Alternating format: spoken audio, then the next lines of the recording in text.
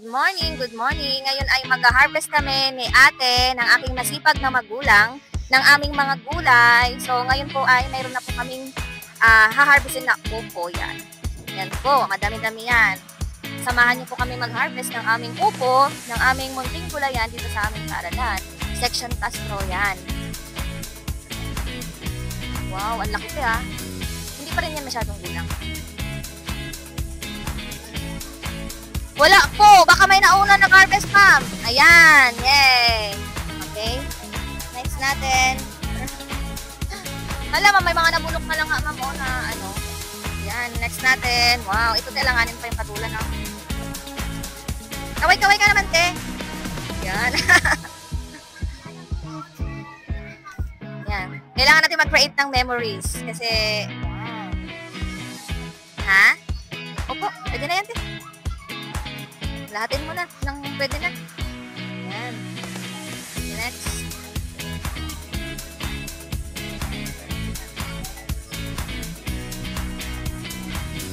Ayan pa. Ito tayo yung ating okta. Bilang kayong iba. Opo, ma'am. Ay, kasi pag hindi yan siya naputol, mamamatay yung pinakapuno na okra. Ibig magpunga pa, diba? Pwede pa naman yan siguro? Po. May pipino pa, ma'am. Kaya nga, yung isa yung sa baba.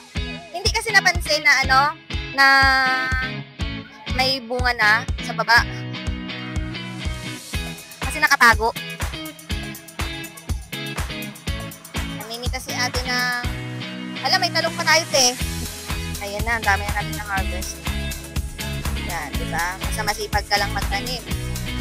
May maaani talaga. Hala. Kawawa. Pwede yan. Okay, yan. Pwede na yan. Ito pati, oh. Hindi pa tubulong.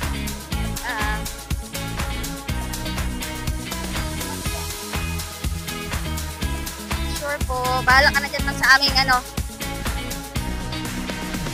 Yan, madami. Sige po. Ayun, te. May talong pa tayo. Harbisan na natin yung talong.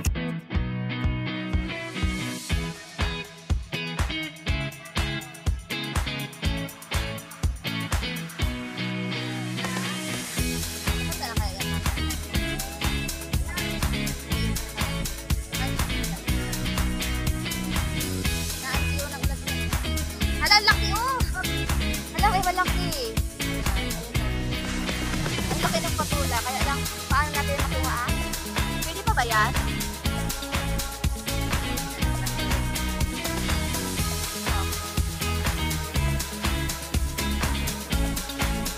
Ang aming pipino.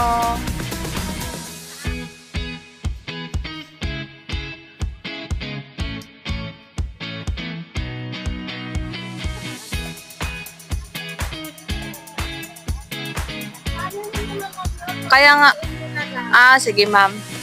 Ala, may patula pa doon sa taas. Pahirapan yun, no, yung pagtuha. May patula pa kami doon sa taas. Taas, paano natin makuha yan? Sige, te, thank you, te, ha. Thank you sa support sa ating gulayan. Hi ka muna, te. Hi.